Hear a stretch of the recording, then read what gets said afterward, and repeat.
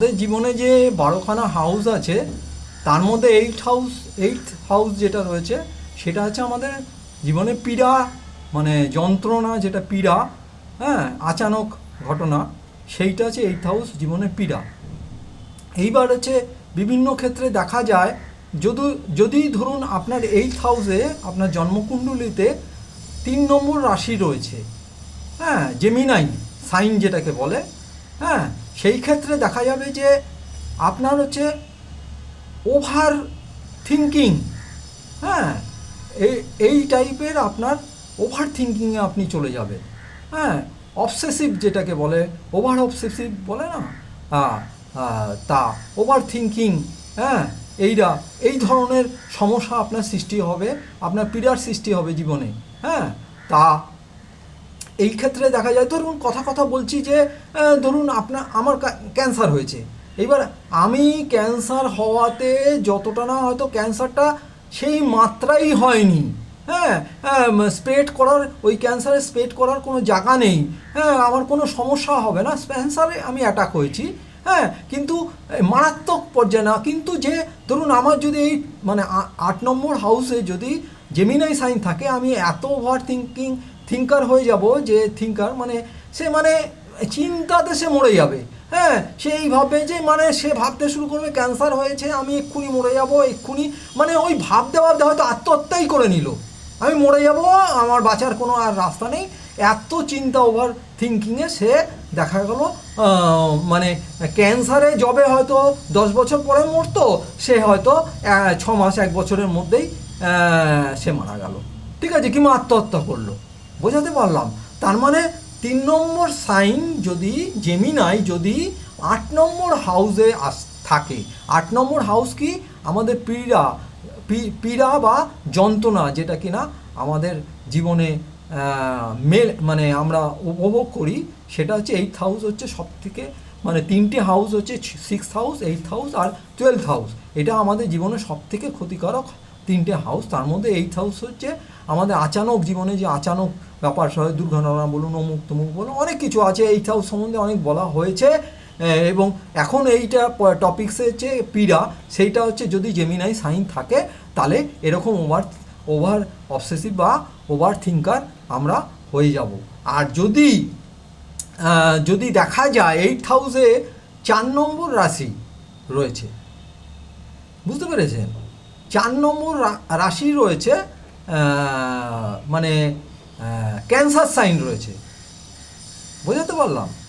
হ্যাঁ, 4 নম্বর রাশি বা কর্ক বা ক্যান্সার সাইন, সেই ক্ষেত্রে কি বলুন তো, ইমোশনাল, আমি মানে সেই যাদের রয়েছে তারা ইমোশনালি চিট হয়, কিংবা ওই ব্যক্তি অন্যকে ইমোশনালি চিট করে, বুঝতে পেরেছেন? যদি দেখা যায় যে ক্যান্সার সাইনটা মানে 4 নম্বর রাশিটা 8 নম্বর হাউসে রয়েছে, ঠিক আছে, ইমোশনালি সে চিট হয়, আর নালে সে ব্যক্তিগতভাবে কাউকে ইমোশনালি চিট করে, হ্যাঁ। সুতরাং এই ব্যাপারগুলি আপনাকে মাথায় রাখতে হবে, হ্যাঁ, এইটা দিয়ে বাঁচতে হবে আপনাকে, হ্যাঁ, জীবনটাকে আগে জাজ করতে হবে, দেখতে হবে জীবনটাকে, ওই আগের থেকে ইসে না, জীবনটাকে ডেপতে গিয়ে দেখতে হবে, ঠিক আছে, বুঝতে হবে, উপভোগ করতে হবে। এছাড়া আছে ধরুন এদের দেখা যায় যে একটার পরে একটা পরেশানি আসতেই থাকে, পীড়া, হ্যাঁ, শেষ হয় না লাইফে, হ্যাঁ। এবার এও হতে পারে ফ্যামিলির থেকে এরা খুব সমস্যা হয়, এদের ফ্যামিলির থেকে এরা পীড়া পায়, মানে ফ্যামিলির কাজকর্মেতে এদের জীবনে পীড়ার সৃষ্টি হয়, হ্যাঁ, তাতে দেখা যায় যে ফ্যামিলি ইনভলভ রয়েছে, বোঝাতে পারলাম? ঠিক আছে, তাহলে কি হচ্ছে, 4 নম্বর বা কর্ক রাশি বা ক্যান্সার সাইন কিংবা 8 নম্বর হাউসে যদি থাকে, হ্যাঁ, তাহলে এই সব জিনিসগুলি ঘটবে, এই ধরনের যন্ত্রণা বা পীড়ার সম্মুখীন আমাদের হতে হবে, বোঝাতে পারলাম? সুতরাং এছাড়া যদি দেখা যায় যে 8 নম্বর হাউসে, হ্যাঁ, যদি 1 নম্বর বা রাশি কিংবা এরিস সাইন রয়েছে, হ্যাঁ, যেটাকে এরিস সাইন বলা হয় বা মেষ রাশি বলা হয়, এরিস সাইন রয়েছে, সেই ক্ষেত্রে হঠাৎ আচানক মানে মানে চলে আসবে পীড়া, মানে যন্ত্রণা ধরুন চলে আসলো, হ্যাঁ আচানক, হ্যাঁ মানে আপনি বোঝার আগে মানে বুঝে ওঠার আগেই আপনার জীবনে সমস্যা সৃষ্টি হয়ে যাবে।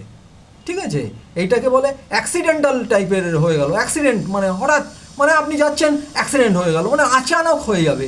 যদি 1 নম্বর রাশি একটা গাড়ি আপনাকে ধাক্কা দিয়ে দিল, মানে আপনি বুঝে ওঠার আগে, মানে 1 নম্বর রাশি হচ্ছে মানে মানে আপনি চিন্তা করার আগে আপনার যে কাজটাকে হবে, মানে সাধারণত বলা হয় যদি 1 নম্বর রাশি আপনার থাকে, 1 নম্বর রাশি মানে কি আপনাকে ওই চিন্তা করতে মানে হবে না, এরকম মানে যদি মানে উন্নত মানে কোনো ধরুন আপনার ভেনাস রয়েছে, হ্যাঁ মানে সেরকম আমরা বলে থাকি যে 1 নম্বর রাশিতে যদি আপনার ভেনাস থাকে, শুক্র থাকে, তাহলে কোথাও ইনভেস্ট করতে যাচ্ছেন ওই ভাবনা চিন্তা করা যাবে না, মানে বোঝাতে পারলাম। তার মানে 1 নম্বর রাশি যদি 8 নম্বর হাউসে থাকে, তাহলে হচ্ছে আপনার আচানক জীবনে কোনো পরিশানি চলে আসবে, আপনি ভাবনা চিন্তা করার আগে সেটা জীবনে আপনার ঘটে যাবে। সুতরাং এই দিকটায় যখনই 1 নম্বর রাশি 8 নম্বর হাউসে আছে, আপনার মাথায় রাখতে হবে।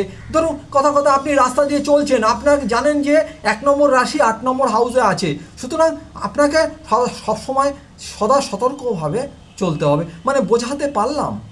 ঠিক আছে, 1 নম্বর রাশি হচ্ছে মানে আচানক যেটাকে বলে, মানে আপনি ফিল করার আগে, আপনি ভাবনা চিন্তা করার আগে যেই অ্যাক্টিভিটিটা ঘটে যাবে সেটা হচ্ছে 1 নম্বর রাশিতে সেই ব্যাপারটা হবে। যদি 1 নম্বর রাশি আপনার 8 নম্বর হাউস থাকে, 8 নম্বর হাউসে পীড়া বা মানে আচানক ব্যাপার স্যাপার যেটা হিডেন, হ্যাঁ তাহলে সুতরাং দেখা গেল যে আপনার জীবনে এরকম আপনি ভাবনা চিন্তা করার আগে ঘটনা ঘটবে, সুতরাং এই ব্যাপারটা আপনাকে মাথায় রাখতে হবে।